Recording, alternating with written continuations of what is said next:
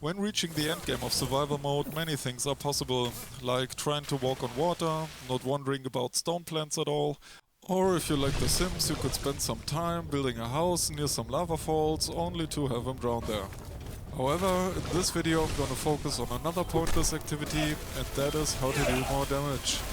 So if you're interested and wanna know how to make it possible, I can assure you that the next few minutes will really disappoint you. Okay then, so the basic idea is to use the Raider Axe and cast as many swells as possible. That's why it's really only important what in any way increases the damage, mana or attack speed. As an offhand, the Fire Axe is very useful because Fury not only increases running speed but also attack speed. The two Firehammers don't really have anything to do with the whole thing, but they're excellent for setting trees on fire. But why the hell would you do that? Okay, so let's have a look at shields. Shields are good for blocking damage, and this would be really useful if this video was about how to block more damage. Anything that helps to increase mana is useful, and there's an armor set that does just that. And this whole build wouldn't work without soul power. So to demonstrate this in a way which weirdly reminds me of an old teacher who for the first time in his life used a tablet instead of a blackboard. But yeah, anyway, the basic unbuffed swell damage is determined by your level of character. And all the possible ways to increase the damage by blessings or buff food or other runes are by a certain percentage. And increasing that damage by 70%, for example, is complete garbage.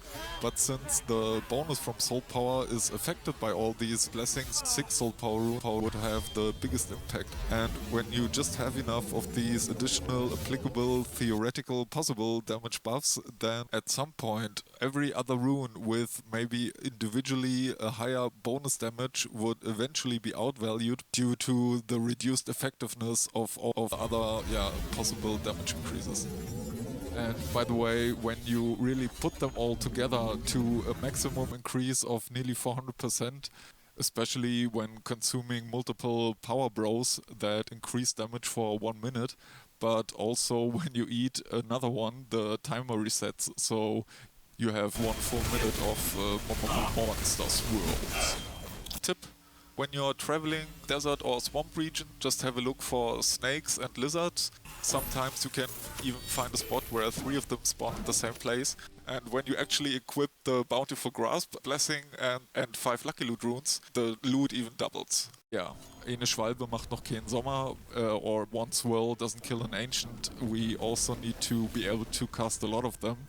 And therefore all the blessings you can see here are necessary or at least useful to some extent. For example, increased durability to basically never have the need to repair the weapons ever again. And the 2 blessings to increase the attack speed are also quite useful, so you don't have to recast Fury during the fight again, but also to maintain that maximum attack speed, you need to attack normally with the X from time to time.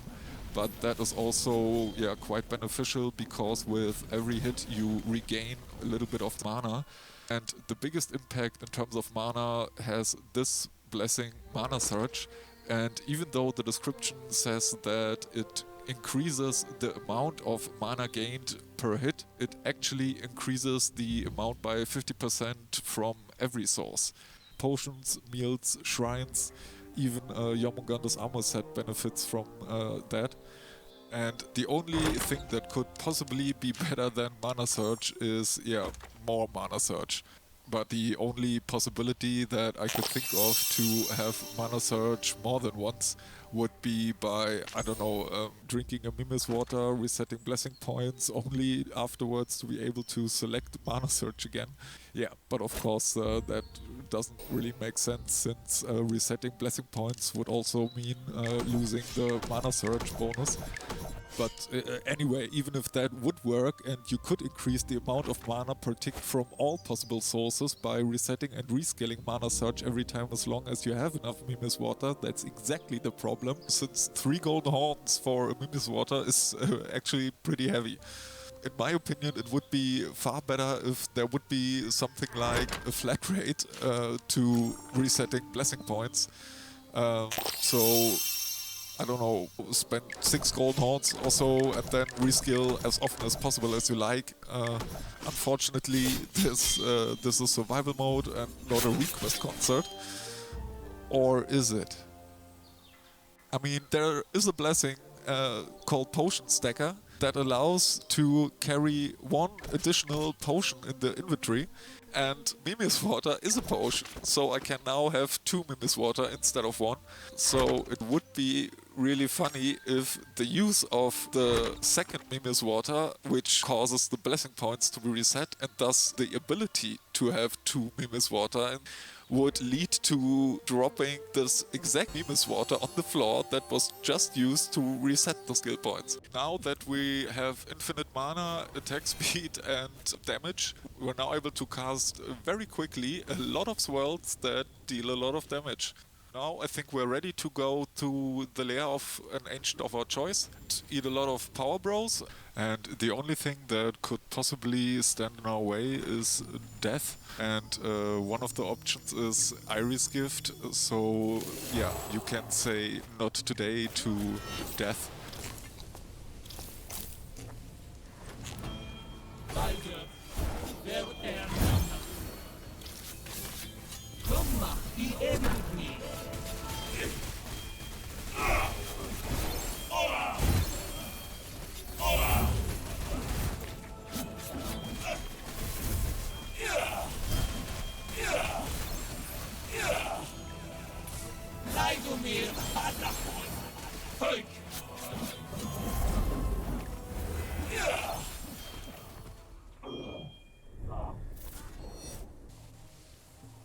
You could also drink an Invincibility soup just before sliding down the ramp, and then you're invulnerable forever.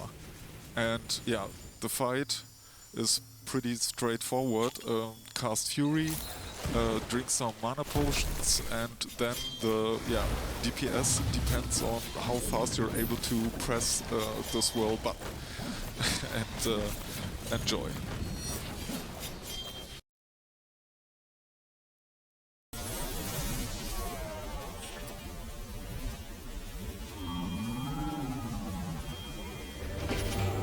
And it burns, burns, burns.